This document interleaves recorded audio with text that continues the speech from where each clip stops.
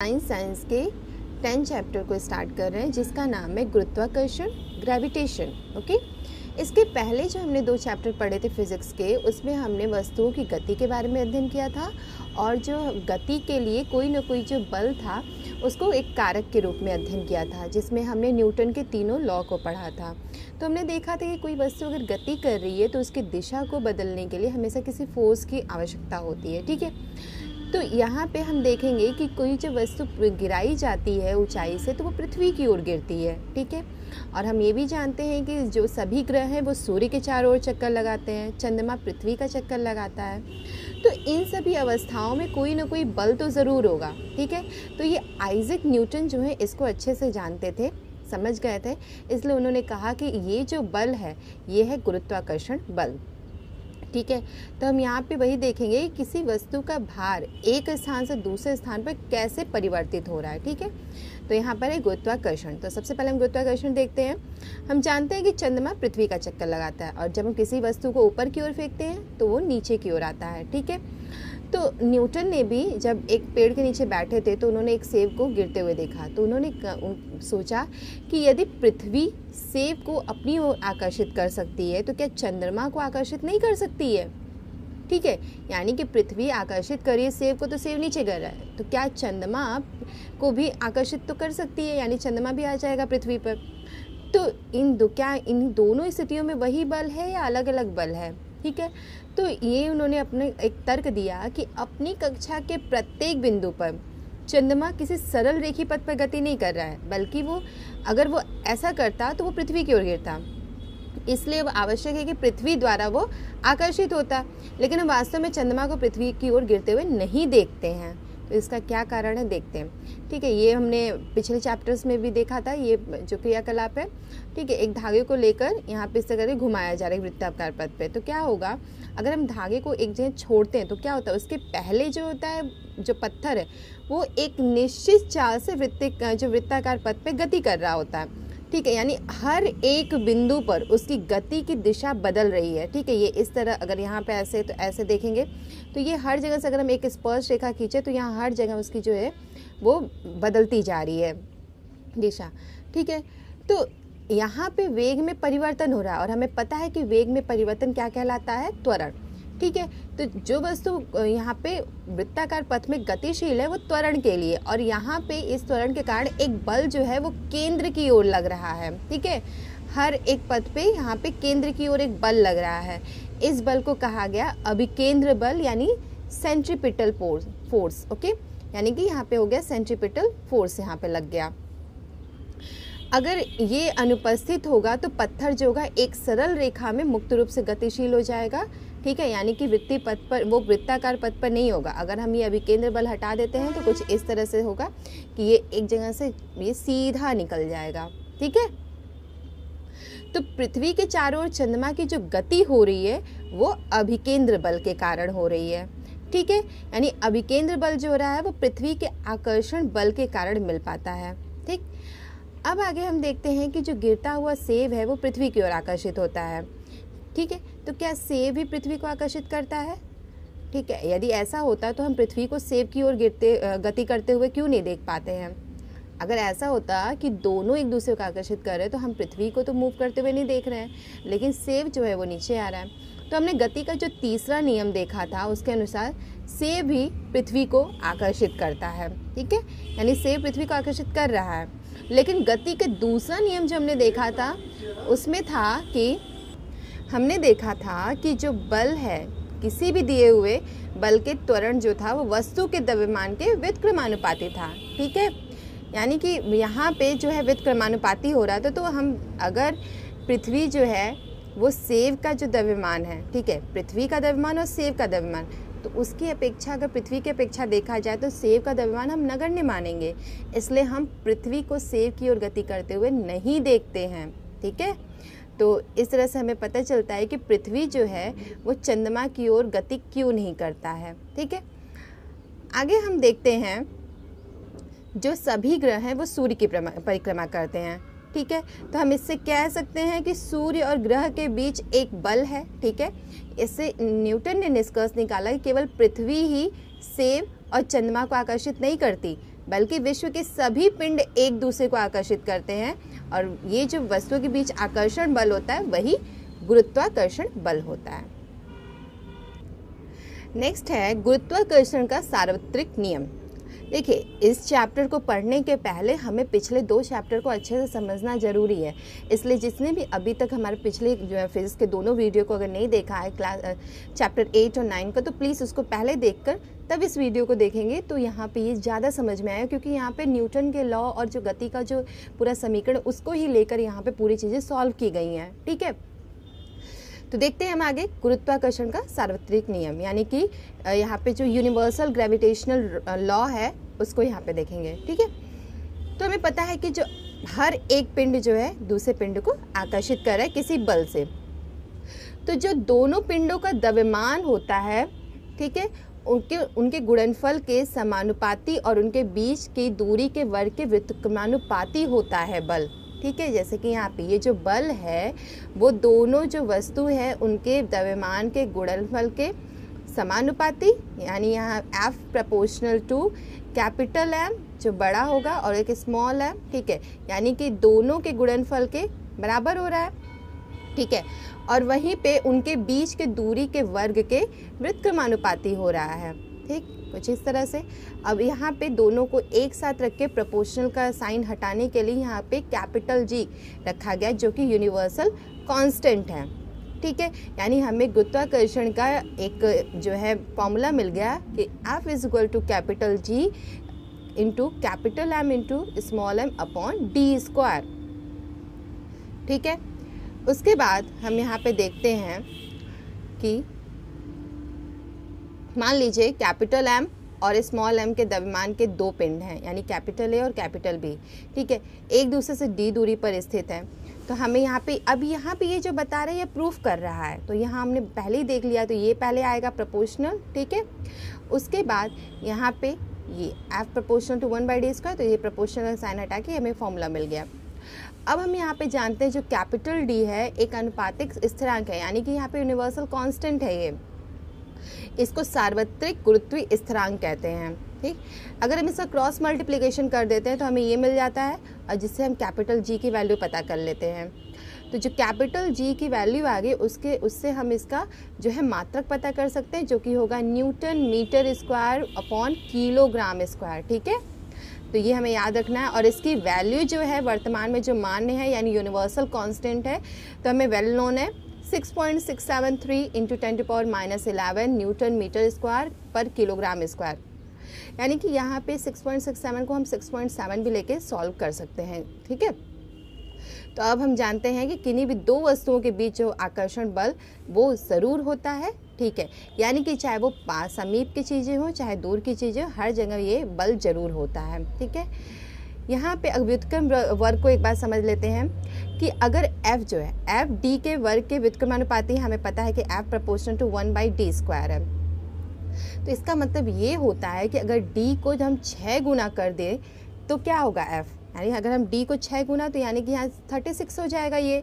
ठीक है, d² है तो 36 यहाँ पे हो जाती है, यानी F का मान जो होगा वह 36वां भाग रह जाएगा। हमें पता है कि यहाँ पे अगर ये बढ़ता है तो ये ऊपर क्या ये घटता है। ठीक है, तो जस्ट अपोजिट यहाँ पे यहाँ की 36 रहेगा, तो यहाँ पे F का मान जो होगा वह 36वां भाग रह जाएगा। एक एग्जाम्पल ले लेते हैं। ठीक है, यहाँ पे पृथ्वी का द्रव्यमान दिया गया है 6 इंटू 10⁻24, चंद्रमा का द्रव्यमान दे दिया गया है। उसके बाद यदि पृथ्वी और चंद्रमा के बीच की दूरी भी दे दी गई है, तो पृथ्वी द्वारा चंद्रमा पर लगाए गए बल का परिकलन कीजिए। ठीक है, तो इसके लिए हम क्या करेंगे कि पृथ्वी का द्रव्यमान हम पहले जो वेल नोन है हम उसको पहले लिख लेते हैं। तो कैपिटल M हम पृथ्वी के लिए किए हैं, तो यहाँ पे हमने लिख लिया। उसके बाद चंद्रमा का द्रव्यमान स्मॉल m से। ठीक है, उसके बाद हमें बीच की दूरी पता है, तो बीच की दूरी यहाँ किलोमीटर में दी है और हमें उसे मीटर में कन्वर्ट करना है। ठीक है, तो मीटर को यहाँ पे किलोमीटर को मीटर में करने के लिए हम 1000 से मल्टीप्लाई कर देंगे। ठीक है, तो ये आंसर आ जाएगा आपका 3.84 इंटू 10⁸ मीटर। अब हमें गैस यहाँ पे जो G है, ठीक है, यानी यूनिवर्सल जो कांस्टेंट है, ग्रेविटेशनल कांस्टेंट है, वो हमें पता होता है कि 6.7 इंटू 10⁻11 न्यूटन मीटर स्क्वायर पर किलोग्राम स्क्वायर, जो कि यहाँ पे वेल नोन है। अब हम इसे पुट कर देंगे वैल्यू में, पुट करने के बाद हमारा आंसर आ जाएगा, ठीक है। यानी कि पृथ्वी द्वारा चंद्रमा पर जो लगाया गया बल है वो है 2.02 इंटू 10⁻20 न्यूटन, ठीक है, ओके। अब देखते हैं गुरुत्वाकर्षण के सार्वत्रिक नियम का महत्व, इसका इम्पोर्टेंस क्या है, ठीक है। तो इसके बहुत सा इम्पोर्टेंस है, ठीक है। सबसे पहला है कि ये हमें पृथ्वी से बांधे रखने वाला बल है, ठीक है। उसके बाद पृथ्वी के चारों ओर चंद्रमा की गति होती है इसी के कारण, ठीक है। सूर्य के चारों ओर ग्रहों की गति होती है। और फोर्थ है कि चंद्रमा और सूर्य के कारण ज्वार भाटा आता है। नेक्स्ट है मुक्त पतन यानी फ्री फॉल, ठीक है। यानी फ्री फॉलिंग का अर्थ होता है यहाँ पर कि अगर एक पत्थर को ऊपर फेंका जाता है तो वो एक निश्चित ऊंचाई तक पहुँचने के बाद नीचे आने लगता है, ठीक है। यानी कि पृथ्वी वस्तु को अपनी ओर आकर्षित कर रही है और इस आकर्षण बल को हम कहते हैं गुरुत्वीय बल, ठीक है। तो अगर जब पृथ्वी की ओर आती है तो हम वहाँ पे उसको अगर इसी बल के कारण अगर गिर रही है यानी गुरुत्वीय बल के कारण, तो हम उसको जो वस्तु का फ्री फॉल कहेंगे यानी मुक्त पतन। तो जब ऊंचाई से गिर रही होती है तो उसकी दिशा में तो कोई परिवर्तन नहीं होता है, लेकिन पृथ्वी के आकर्षण जो होता है वहाँ पे उसका जो वेलोसिटी होती है उसमें चेंजेस होते हैं। तो अगर वेलोसिटी यानी वेग में कोई भी चेंज हो रहा है तो यानी एक्सेलरेशन वहाँ पे उत्पन्न होने लगेगा, ठीक है। और जब भी कोई वस्तु पृथ्वी की ओर गिर रही होगी तो उसमें त्वरण कार्य करेगा, और जो त्वरण पृथ्वी के गुरुत्वीय बल के कारण यहाँ पे हो रहा है तो उसको हम लोग कहते हैं गुरुत्वीय त्वरण, यानी कि इसको हम प्रदर्शित करते हैं स्मॉल जी से। इसका मात्रक भी वही है जो एक त्वरण का होता है, मीटर पर सेकेंड स्क्वायर। तो गति का जो दूसरा नियम है उससे हमें पता है कि बल जो है द्रव्यमान और त्वरण का गुणनफल है, यानी F = ma, ठीक है। ये हमें पहले से पता है। तो मुक्त रूप से जो भी वस्तु गिर रही होगी उसमें जो गुरुत्वीय बल के कारण त्वरण एक्सेलरेशन लग रहा होगा उसे हम स्मॉल जी से प्रदर्शित करते हैं, यानी कि F = यहाँ पर हो जाएगा mg, ठीक। अब हमें F = mg पता है और हमें एक पता है formula F = capital G capital M small m upon d²। तो दोनों F को हम आपस में अगर इक्वल कर दें तो हम ये फॉर्मूला निकाल सकते हैं, mg = capital G capital M into m upon d²। हम इसको जब सॉल्व करेंगे तो स्मॉल m कट जाएगा और small g = capital G capital M upon d² आ जाएगा। यानी कि कैपिटल M यहाँ पर पृथ्वी का द्रव्यमान है और d जो है वस्तु और पृथ्वी के बीच की दूरी है, ठीक है। अब हम अगर किसी वस्तु को पृथ्वी की सतह पर रख रहे हैं, ठीक है, उसके पास रख रहे हैं, तो वहाँ जो उसकी दूरी हो जाती है, जो हमारी पृथ्वी से वस्तु की दूरी हमने यहाँ d ली है, अब हम जो यहाँ पे पृथ्वी के सतह पर रख दे रहे हैं तो क्या होगा, पृथ्वी की त्रिज्या है उसकी दूरी होगी, तो हम d की जगह r को रख के इस फॉर्मूले को निकाल सकते हैं, यानी small g = capital G capital M upon r²। हमें पता है कि पृथ्वी जो है पूर्ण गोला नहीं होता है, ठीक है। तो पृथ्वी की जो त्रिज्या है, अगर हम ध्रुव से विषुवत की ओर बढ़ते हैं, ठीक है, तो जो त्रिज्या है वो बढ़ती जाती है। अगर हम ध्रुव से विषुवत रेखा की तरफ आ रहे हैं तो वो बढ़ती जा रही है, तो इसलिए जो g का मान होता है वो ध्रुवों पर सबसे अधिक होता है विषुवत की रेखा की अपेक्षा।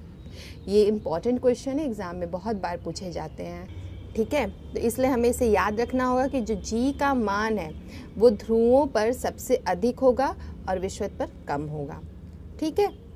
तो ज़्यादातर गणनाओं में हम जो पृथ्वी की सतह पर या उसके पास जो होता है वो g का मान हम स्थिर मानते हैं, ठीक है। लेकिन जो पृथ्वी से दूर की वस्तुओं के लिए हम पृथ्वी के गुरुत्वीय बल के कारण त्वरण के समीकरण से उसको पता कर सकते हैं कि क्या होता है, ठीक है। देखिए, तो अगर हमें स्मॉल g का मान पता करना है तो हमें capital G capital M capital R का मान पता है, ठीक है। जो सार्वत्रिक गुरुत्वाकर्षण का जो हमें कांस्टेंट का पता है वैल्यू, ठीक। उसके बाद पृथ्वी का द्रव्यमान भी पता है और पृथ्वी की त्रिज्या भी पता है। तो इसको वैल्यू को जो हम पुट करके सॉल्व करेंगे, ठीक है, इस फॉर्मूले में, तो हमें मिल जाएगा 9.8 मीटर पर सेकेंड स्क्वायर। यानी कि जब स्मॉल g का मान हमें रखना होगा तो 9.8 मीटर पर सेकेंड स्क्वायर, या फिर हम इसको अप्रॉक्स करके 10 भी रखते हैं, ठीक है।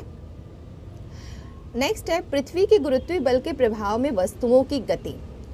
अब जब गुरुत्वीय बल जब लगेगा पृथ्वी का तो वस्तुओं की गति में क्या चेंजेस आएंगे। अब जैसे एक कागज़ की शीट और एक पत्थर को ऊंचाई से गिराते हैं तो देखते हैं कि पत्थर ईजिली तुरंत जल्दी से नीचे आ जाता है, लेकिन कागज़ को आने में देरी लगती है। क्यों? क्योंकि वहाँ पे जो वस्तुओं पर घर्षण होता है उसके कारण वायु उसका प्रतिरोध करती है तो जो कागज़ पर लगने वाला वायु का प्रतिरोध होता है वो पत्थर पर लगने वाले प्रतिरोध से अधिक होता है। लेकिन अगर वहीं हम इसको निर्वात में करें जहाँ पे वायु बिल्कुल नहीं है तो दोनों एक साथ नीचे आएंगे।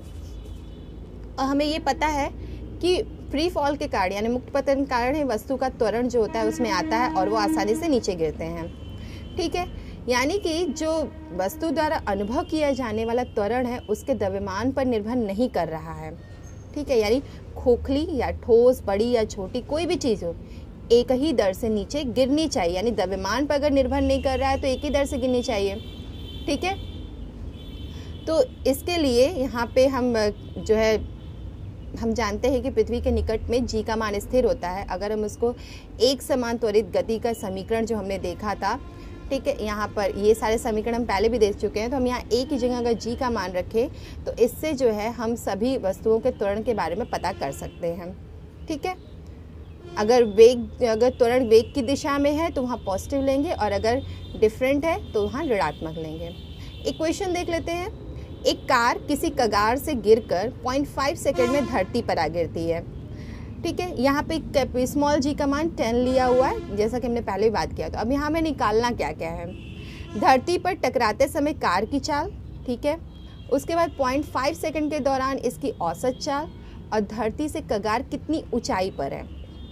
ठीक है, तो यहाँ पे जो जो हमें दिया हुआ है सबसे पहले उसको हम लिखते हैं। तो सबसे पहला है हमारा टाइम दिया हुआ है, प्रारंभिक वेग हमारा यहाँ पे 0 है, गुरुत्वीय त्वरण हमें दे दिया है और कार का त्वरण हमें पता है कि +10 क्योंकि वेग की दिशा में है। ठीक है, यानी कि a = +10 मीटर पर सेकेंड स्क्वायर।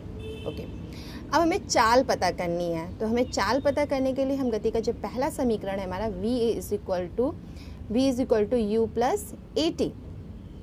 हमें u यहाँ पे दिख रहा है कि 0 हो गया है तो हमने ये नहीं लिया है, सीधे v = at।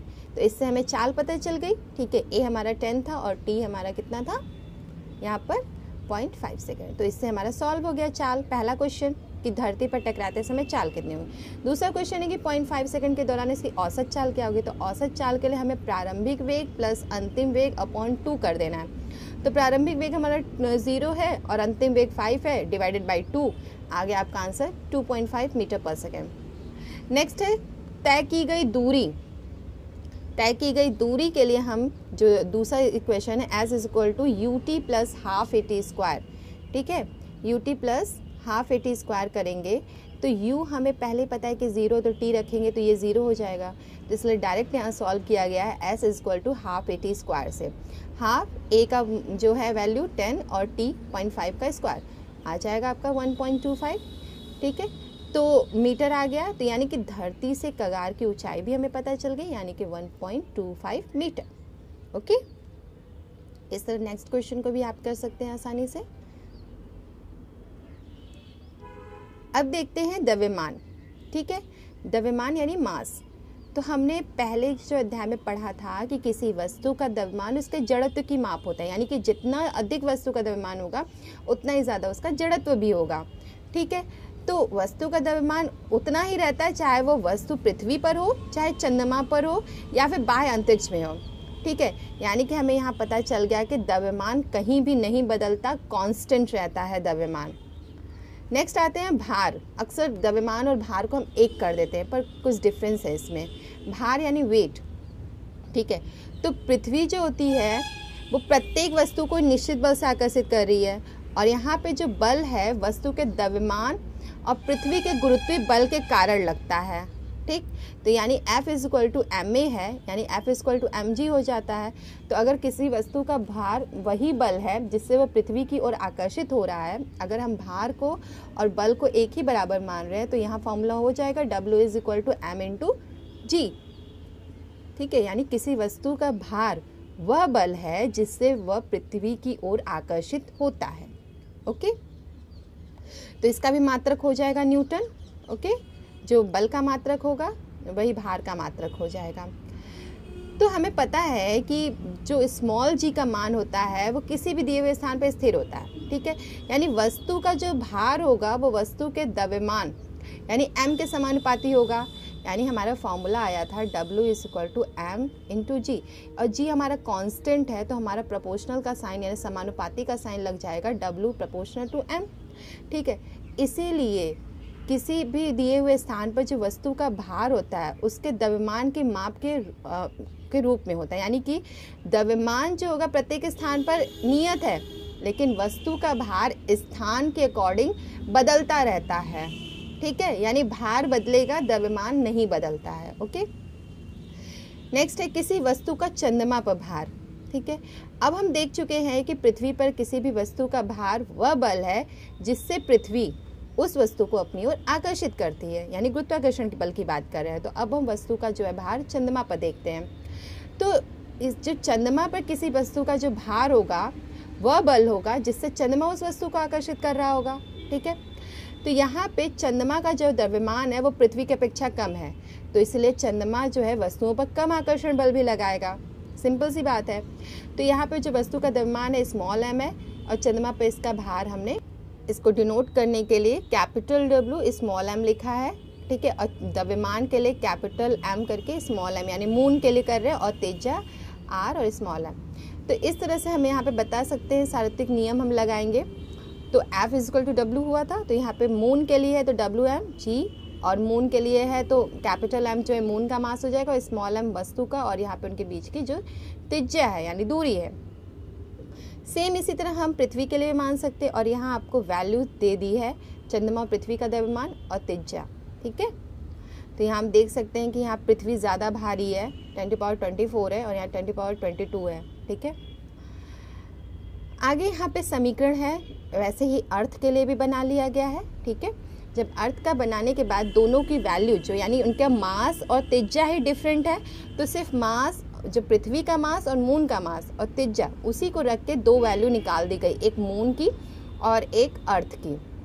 कैपिटल G और स्मॉल m को कांस्टेंट रखा गया यहाँ पे क्योंकि दोनों में कोई चेंजेस नहीं है। तो जब हम इनको मून को अर्थ से डिवाइड कर रहे हैं तो आंसर आ जाएगा 1/6 अप्रॉक्स।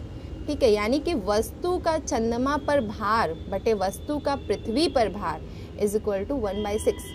ठीक है, अगर कहा जाए कि वस्तु का पृथ्वी पर भार कितना है तो वो चंद्रमा पर जो वस्तु का भार है उसका 6 गुना है। तो इससे हम क्वेश्चन लगा सकते हैं, सिंपल सा है कि अगर वस्तु का द्रव्यमान दिया हुआ है उसका भार कितना होगा, तो W = mg से हम सॉल्व कर लेंगे। दूसरा दिया है कि एक वस्तु का भार पृथ्वी की सतह पर मापने पर 10 न्यूटन है तो चंद्रमा पर कितना होगा, तो हमें सिंपल सा फॉर्मूला पता है, Wm/We = 1/6। हम इसको सॉल्व कर लेंगे। ठीक है, अब हम देखते हैं प्रणोद और दाब, यानी कि थ्रस्ट एंड प्रेशर। ठीक है, थ्रस्ट एंड प्रेशर क्या है, हम देखते हैं कि कोई ऊंट जो है रेगिस्तान में आसानी से दौड़ता है। जो सेना का जो टैंक है वो 1000 टन से भी भारी होता है, लेकिन वो एक चेन पर टिका होता है। ट्रक और बस के टायर बहुत चौड़े होते हैं। ठीक है, काटने वाले जो औजार होते हैं बहुत धारदार और यहाँ तेज़ होते हैं। ठीक है, तो ये सारी जो घटनाएं हो रही हैं इसके लिए एक विशेष दिशा में लगने वाला नेट बल, ठीक है, एक विशेष दिशा में लगने वाला नेट बल यानी थ्रस्ट, जो कि प्रति एकांक क्षेत्रफल पर लगने वाले, ठीक है, प्रति एकांक क्षेत्र पर लगने वाले दाब की धारणा का परिचय यहाँ पे बताता है। ठीक है, यानी प्रणोद और दाब को समझने के लिए आप देखिए यहाँ पर जैसे एक बुलेटिन है, यहाँ पे आपको एक पेपर लगाना है तो इसके लिए पिन लगाते हैं। तो पिन का जो चौड़ा हिस्सा होता है उसको हम प्रेस करते हैं अंदर, यानी कि उससे हम प्रेस करते हैं उसके नुकीले भाग को, तो वो आसानी से चला जाता है। लेकिन वही हम अपोजिट करें तो नहीं जाएगा। ठीक है, तो यहाँ पे वैसे ही दूसरा है कि अगर आप एक रेत का टीला है उस पर खड़े हुए तो आप कुछ अंदर तक धंस जाते हैं, लेकिन आप उस पर सो जाइए, लेट जाइए तो उतना नहीं धंसते हैं। तो इससे हमें पता चलता है कि हमारा जो, हम ये भी देख चुके हैं कि जो भार होता है वो हमेशा वर्टिकल, ठीक है, यानी वर्टिकल ऊर्ध्वाधर दिशा में नीचे की ओर लगने वाला बल है। ठीक है, यानी परपेंडिकुलर। यहाँ बल जो है रेत की सतह पर लंबवत लग रहा है यानी परपेंडिकुलर। तो किसी वस्तु के सतह पर लंबवत लगने वाले बल को प्रणोद कहते हैं। ठीक है, यानी कोई वस्तु है उसकी सतह पर अगर कोई एक लंबवत बल कार्य करता है तो उसको हम थ्रस्ट कहते हैं, यानी ये भी प्रेशर के बराबर है, सॉरी फोर्स के बराबर है। यहाँ पे जब हम एक रेत पर खड़े हो रहे हैं तो बल जो है यानी जो हमारे शरीर का जो भार है वो हमारे पैरों के क्षेत्रफल के बराबर क्षेत्रफल पर लग रहा है। ठीक है, यानी जितना क्षेत्रफल होगा उतना बल लग रहा है, और जब हम लेट जा रहे हैं तो वही बल उतने ही क्षेत्रफल के लिए लग रहा है। ठीक, तो इस प्रकार हम बता सकते हैं कि समान परिमाण के बलों का भिन्न भिन्न क्षेत्रफल पर भिन्न भिन्न प्रभाव होता है। इसको हम इस फॉर्मूले से समझ सकते हैं, दाब बराबर प्रणोद अपॉन क्षेत्रफल, यानी कि P = F/A। यानी जितना ज़्यादा एरिया होगा प्रेशर उतना कम होगा, और जितना ज़्यादा एरिया होगा फोर्स भी उतना ज़्यादा ही लगेगा। ठीक है, यानी जब हम खड़े थे तो हमारे पैरों का क्षेत्रफल, और जब हम सोए थे तो वो क्षेत्रफल, उसमें हमारे पैरों का क्षेत्रफल कम था, इसलिए दाब ज़्यादा लग रहा था और हम रेत में धंस रहे थे। लेकिन जब हम लेटे हैं तो क्षेत्रफल ज़्यादा हो रहा है तो दाब कम हो जा रहा है, इसलिए वहाँ पे हम उसमें नहीं धंसते हैं। ठीक है, अब हम इसका जो मात्रक है वो है Nm/m², और इसका जो SI मात्रक है वो ब्लेस पास्कल के सम्मान में रखा गया है, पास्कल। ठीक है, तो दाब का मात्रक हो गया आपका Nm/m² और पास्कल। ठीक, यहाँ पे कुछ क्वेश्चंस दिए हुए हैं, इसको सॉल्व करना है। जैसे कि एक लकड़ी का गुटका दे दिया गया है पूरा हमें, और उसका जो द्रव्यमान बता दिया गया है। अब उसकी एक बीमा है 20 × 10, उसमें क्या होगा उसका दाब, और दूसरा 40 × 20। तो देख लेते हैं यहाँ पर। तो हमें लकड़ी के गुटके का द्रव्यमान 5 किलोग्राम पता है, उसकी जो टोटल बीमाएँ हैं 40 × 20 × 10 सेंटीमीटर। ठीक है, अब जो लकड़ी का गुटके का भार हमें पता करना है, यानी वहाँ पे जो प्रणोद लगाता है, प्रणोद यानी F = mg हमें पहले से पता है, तो F हम पहले निकाल लेते हैं क्योंकि हमें दाब निकालने के लिए F की आवश्यकता होगी। तो m × g से निकल गया। अब क्षेत्रफल की ज़रूरत होगी क्योंकि P = F/A, और क्षेत्रफल बराबर लंबाई × चौड़ाई। तो हमें जो पहला दिया हुआ 20 × 10, इससे हमने सेंटीमीटर में इसको मीटर में कन्वर्ट करके 0.02 m² निकाल लिया है।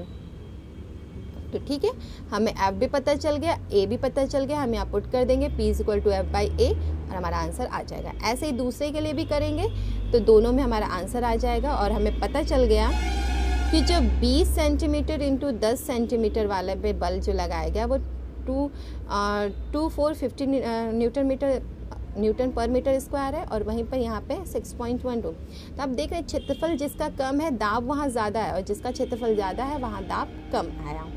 ठीक है, नेक्स्ट देखते हैं। और इसी के सहारे हम जो होते हैं, जो किले के सिरे नुकीले होते हैं, चाकू की जो धार होती है वो तेज़ होती है, भवनों की जो नींव होती है वो चौड़ी रखी जाती है। तो इस तरह से हम कहाँ पे इसका यूज़ कर रहे हैं ये भी हमने देखा। नेक्स्ट है तरलों में दाब, यानी जो है प्रेशर इन लिक्विड। जो द्रव और गैस हैं, तरल है, ठीक है, वो अपने भार के कारण सतह पर दाब लगाते हैं। हम किसी भी चीज़ में रखते हैं, ठीक है, तो तरल का तो भार होता ही है, और जिसमें भी रखे जाते हैं वो अपने आधार और दीवार पर एक दाब लगाते हैं। ठीक है, यानी कि वो भी एक प्रेशर वहाँ पे जो है यूज़ करते हैं। नेक्स्ट है उत्प्लावकता यानी बायोंसी। जैसे कि कुएं में जब हम बाल्टी को डालते हैं तो वो हल्की अनुभव होती है, लेकिन जब उसको खींचने लगते हैं तो पानी से भरी बाल्टी हमें भारी लगती है। वही हम देखते हैं कि लोहे और स्टील की जो चीज़ें होती हैं वो डूब जाती हैं, लेकिन वहीं जलयान जो होते हैं समुद्र के पानी में तैरते रहते हैं। ठीक है, तो ये सब है उत्प्लावकता के कारण। उत्प्लावकता के बारे में हम जानने के लिए देखते हैं कि अगर हम एक बॉटल लेते हैं, उसको पानी में डुबोते हैं तो वो नहीं डूबती है, यानी सिर्फ एयर भरा होता है, यानी हम उसको जितना प्रेशर लगाते हैं उतना ही ज़्यादा उसमें बहुत ज़्यादा मेहनत करके अंदर डालना है, लेकिन जैसे उसको छोड़ते वो वापस आ जाता है। ठीक है, तो जो पृथ्वी का गुरुत्वाकर्षण बल है वो बोतल पर जो है नीचे की दिशा में तो लग रहा है, इसीलिए वो पानी में है, लेकिन जो यहाँ पे जो पानी है वो बोतल पर जो है ऊपर की ओर एक बल लगा रहा है, इससे बोतल जो ऊपर की दिशा में ऊपर की दिशा में ढकेली जा रही है तो ऊपर आ जाएगी। और हम पहले जानते हैं कि वस्तु का भार जो होता है वो पृथ्वी के गुरुत्वाकर्षण बल के बराबर होता है। ठीक है, वस्तु का भार पृथ्वी के गुरुत्वाकर्षण बल के बराबर, जितना ज़्यादा भार होगा उतना ज़्यादा गुरुत्वाकर्षण बल होगा। लेकिन जब बोतल को पानी में डुबोया जा रहा है तो उस पर जो बल लग रहा है, ठीक है, यानी बोतल पर जो पानी द्वारा लगने वाला ऊपर की दिशा में बल है इसके भार से अधिक हो रहा है, यानी भार कम है और नीचे से जो बल लग रहा है वो अधिक हो रहा है, इसलिए जो है बोतल डूब नहीं रहा है और ऊपर आ जा रहा है। ठीक है, तो बोतल को पूरी तरह से डुबोए रखने के लिए पानी के द्वारा, ठीक है, पानी के द्वारा बोतल पर ऊपर की ओर जो लगने वाला बल होता है उसको संतुलित करना होगा, यानी कि नीचे का जो पानी बल लगा रहा है वो अधिक लग रहा है और बोतल का भार कम है, और अगर हम बोतल का भार बढ़ा देते हैं और वो दोनों बराबर यहाँ पे इसके जो संतुलित हो जाएगा तो ये बोतल डूब जाएगा। ठीक है, तो इस तरह से हम समझ सकते हैं। तो बोतल पर पानी द्वारा ऊपर की ओर लगने वाला बल ही उत्प्लावन बल कहलाता है, जिसकी वजह से वो तैरता है।